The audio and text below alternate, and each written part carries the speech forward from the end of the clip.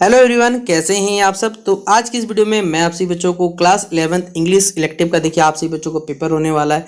JAC board ने आप सभी बच्चों को डेट दे दिया गया 26-27 फरवरी के बीच में। और आप सभी बच्चों को जिस भी देखें दिन पेपर है आर्ट साइंस कॉमर्स का, तो आप सभी बच्चों का मॉडल पेपर जारी नहीं हुआ। तो इस बार मैं आप सभी बच्चों को मॉडल पेपर से जो इंपॉर्टेंट सवाल पूछे जाते हैं वो मैं आपको यहाँ पर करने की कोशिश करता हूँ। तो चलिए आज के वीडियो को देखिएगा। वीडियो पसंद आए तो वीडियो को लाइक कर दीजिएगा, चैनल पर अगर न्यू आए चैनल सब्सक्राइब कर लीजिएगा, साथ में बेल आइकन पर क्लिक कर लीजिएगा ताकि इसी प्रकार पल पल की हर वीडियो की नोटिफिकेशन आपको जो मिलता रहे। डिस्क्रिप्शन बॉक्स में टेलीग्राम ग्रुप और फेसबुक पेज का लिंक मिलेगा, जहां जुड़ जाइए ताकि किसी प्रकार का अपडेट आएगा तो जल्द से जल्द आपको वहां पे शेयर कर दिया जाएगा। देखिए आपको पेपर में 40 सवाल पूछे जाएंगे और 1.5 घंटे का लगभग समय मिलेगा। 40 क्वेश्चन पूछे गए हैं।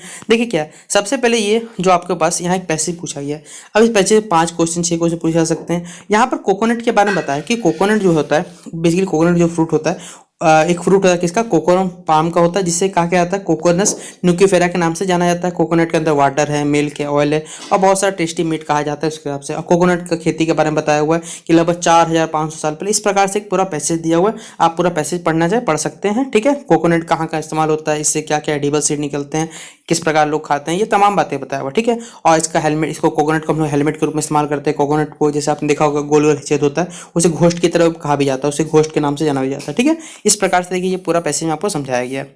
अब हमारे पास क्या है कि कोकोनट जुड़ा हुआ कुछ सवाल पूछा गया है कि the coconut earn the nickname ghost. Coconut को जो निकनेम मिला घोस्ट नाम का क्यों मिला हुआ है, उसके पेल कलर के कारण, उसके फेस का ऐसे दिखने के कारण। आप खुद बताइए, कोकोनट का जो स्ट्रक्चर होता है उसके रंग का नहीं मिला, उसका जो कह सकते हैं कोकोनट है ऐसे ऐसे ऐसे दिमाग लगा हुआ था, इस प्रकार इसलिए बोला जाता है वो घोस्ट की तरह दिखता है। तो इट रिजेंबल्स अ फेस, यानी घोस्ट की तरह की आकृति दिखती है, इसलिए इसको बोला जाता है कि कोकोनट का नाम आपको क्या दे दिया, घोस्ट दे दिया गया। ठीक है, तो ये हमारा पहला सवाल का आंसर हो गया।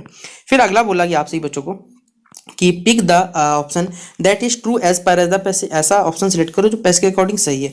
तो अभी हमने जस्ट पहला ही सेंटेंस पढ़ा कि कोकोनट जो है उसका जो कोकोनट पाम है उसका जो साइंटिफिक नेम है, उसका साइंटिफिक नेम क्या है, कोकोस न्यूक्लिफेरा। क्यों, अब बोलिए सर आपने कब पढ़ लिया। देखिए बच्चों, मैं अभी जब बता रहा था यहीं पे दिखा दिया, कोकोनट पाम कोकोनस न्यूक्लिफेरा। तो ये आपका रह गया सही option. The scientific name of the coconut palm is cocos nucifera के नाम से जाना जाता है। फिर कोकोनट किस चीज में इस्तेमाल होता है, वाटर, मिल्क, टेस्टी मीट, सब तो मैं पढ़ा, हमने यहाँ पे बताया आपको। तो ऑप्शन नंबर डी हो जाएगा सही जवाब। फिर हमारे पास है द पैसेज इम्प्लीमाइज दैट। ये पैसेज किसके बारे में बता रहा है, खुद बताइए। यहाँ सब कुछ जो घटना है वो सब कुछ तो कोकोनट से जुड़ा हुआ है। Coconut plants are valuable plants, coconut oil is the best oil to cook.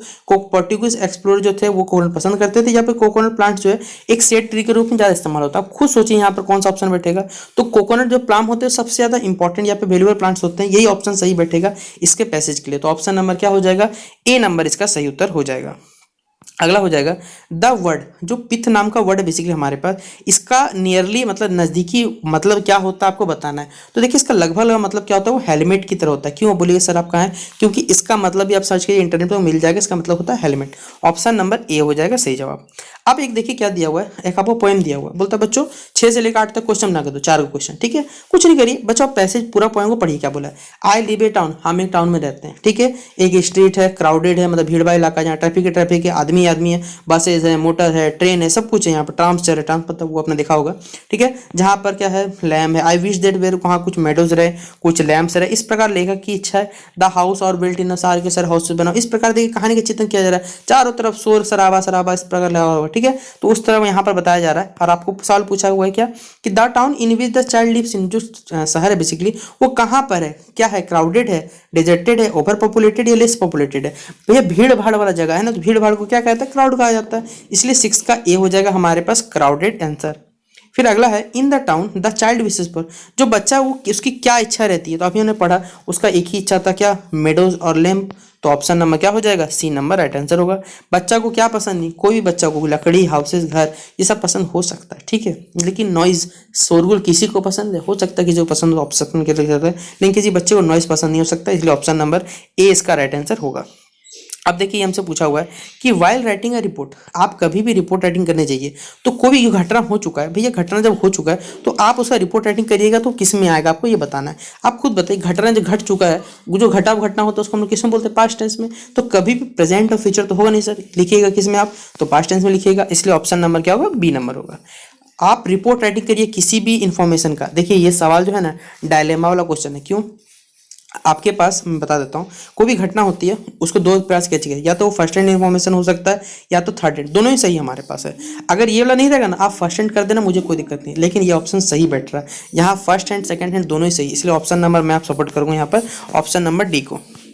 फिर हमारे पास एक आर्टिकल राइटिंग में जो भी पॉइंट लिखा जाता है वो हमेशा सिस्टमेटिक और एक ऑर्डर में लिखा जाता है। किस ऑर्डर की देखिए यहाँ बात की जाए, लॉजिकल ऑर्डर होना चाहिए, इनकन्वेंट होना चाहिए, इलॉजिकल, एब्सर्ड नहीं सर, आप उसे लॉजिकल ऑर्डर लिखिए तब ना आपका जो कह सकते आर्टिकल सही लगेगा।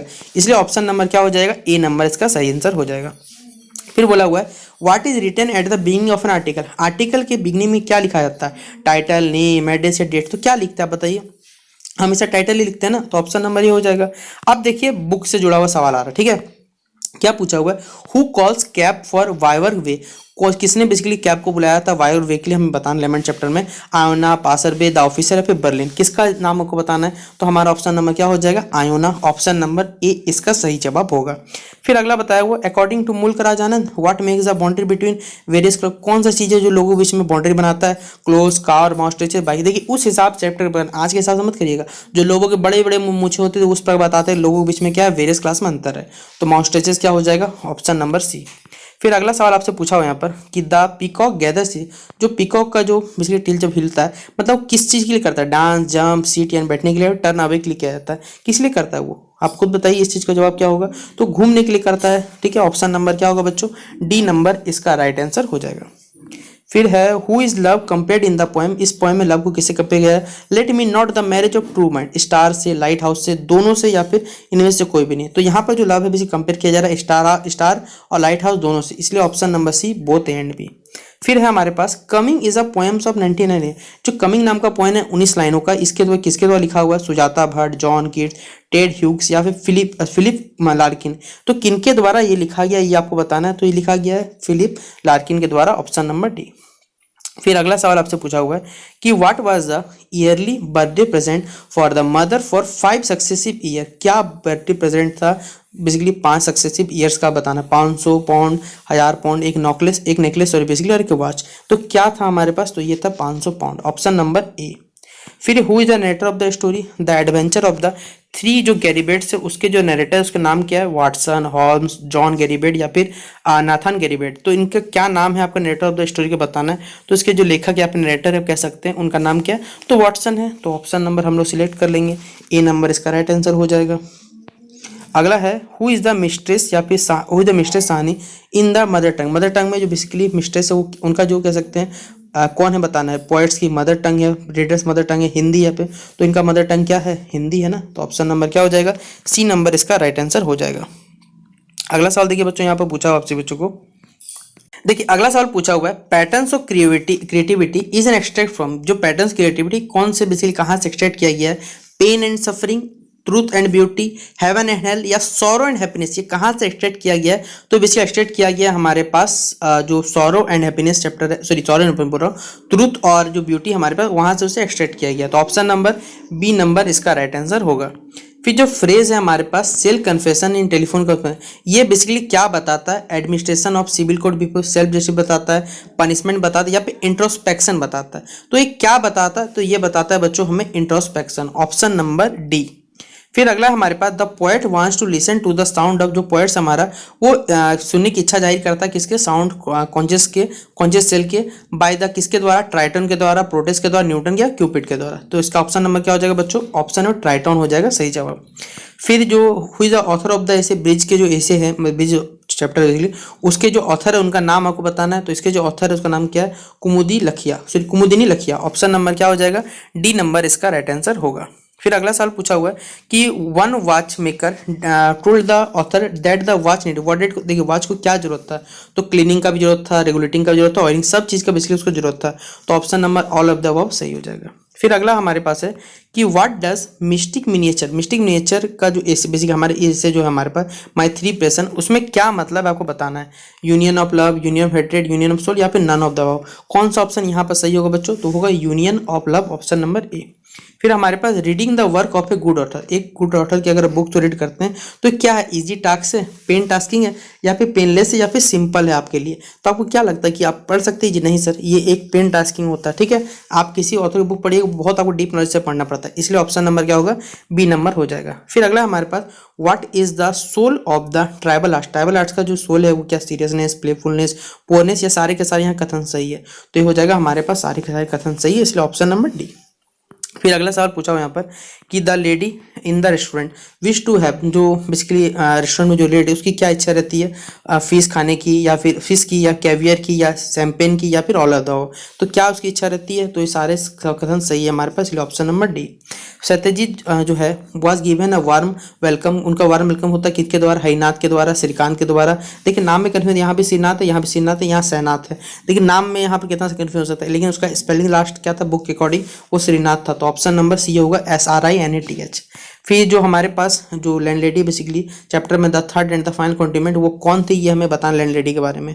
तो वो लेडी कौन थी, मिसेस क्रॉफ्ट थी। तो ऑप्शन नंबर बी हो जाएगा सही जवाब। पापा माछी कौन थे, एक एंटोमोलॉजिस्ट, कीट विज्ञान के जनक या फिर कीट विज्ञान की जो स्टडी करते हैं उनको एंटोमोलॉजिस्ट कहा जाता है। तो पापा माछी क्या थे, एक एंटोमोलॉजिस्ट थे। तो ऑप्शन नंबर क्या हो जाएगा बच्चों, ऑप्शन नंबर ए हो जाएगा सही जवाब। फिर अगला है हाउ मैनी मैन, जो है बेसिकली कितने आदमी जो रहते हैं जो दिलीप चिट्टी या फिर कैसे बनियान ट्री को काटने के लिए एक्स उठाते हैं, 50, 60, 61 या फिर 55। तो राइट आंसर क्या हो जाएगा बच्चों इसका, 50 हो जाएगा, ऑप्शन नंबर ए।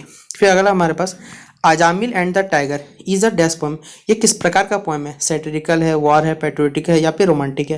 तो ये किस प्रकार का पोएम बच्चों, एक सैटिरिकल पोएम है। तो ऑप्शन नंबर क्या हो जाएगा, ए नंबर इसका सही आंसर होगा। फिर हमारे पास है what is the name of the fish, जो बेसिकली सैंटियागो कौन सा फिश पकड़ता है समुद्र में बताना है। तो हम लोग जानते हैं अच्छे से वो किसको पकड़ता है, तो पकड़ता है मार्लिन फिश को पकड़ता है। तो ऑप्शन नंबर क्या हो जाएगा, सी नंबर हो जाएगा। Santiago fish with the boy called, इसे क्या कहा जाता था। तो आपको बताना है मेनोलिन, सैमुअल, थॉमस या जेरी, किस नाम से जाना जाता था। तो ये मेनोलिन नाम से जाना जाता था, ऑप्शन नंबर ए।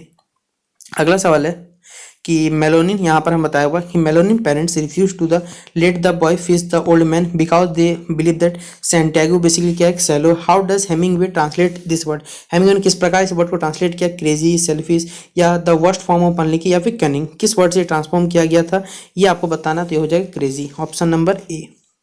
फिर अगला है पेटकॉफ जो है what does the Petkoff family brag about, तो देयर चेस्ट, देयर बेसमेंट, या फिर देयर हॉर्सेज, या फिर देयर लाइब्रेरी। तो इसका ऑप्शन हो जाएगा बच्चों हमारे पास देयर लाइब्रेरी। फिर what rank does Reena father hold in the Bulgarian में, कौन से जो रैनस के पिताजी कौन सा कह सकते हैं पोस्ट मिला हुआ था, ये भी क्वेश्चन रैंक में था, मेजर में, कॉर्पोरल में, जनरल में, या लेफ्टिनेंट में बताना आपको। तो इसका राइट आंसर हो जाएगा ऑप्शन नंबर मेजर पद पे थे। ठीक है, कहाँ पर, बुल्गेरियन में। फिर Luka is a pretty young maid servant in the house of, Luka जो बेसिकली एक प्रीटी यंग मेड सर्वेंट से किसके घर में बताना है। तो मेजर पेटकॉफ में, ब्रस्टिल में, या फिर सर्जियस में, या निकोला, किसके घर में थी। तो वो थी मेजर पेटकॉफ के घर में। तो ऑप्शन नंबर क्या हो जाएगा, ए नंबर इसका राइट आंसर होगा। तो इस प्रकार हमारा क्लास 11 का देखिए इंग्लिश इलेक्टिव का मॉडल पेपर कंप्लीट होता है। आशा करूंगा मैंने आपसे बच्चों समझाने की कोशिश की, समझ में आ गया हो। बाकी किसी बच्चे को दिक्कत हो कमेंट में जरूर बताइएगा, और आपसे बच्चों एग्जाम सारे के सारे क्वेश्चन कवर कराएंगे। ठीक है, तो चलिए मिलते हैं इस वीडियो पे, तब तक के लिए जय हिंद, जय भारत।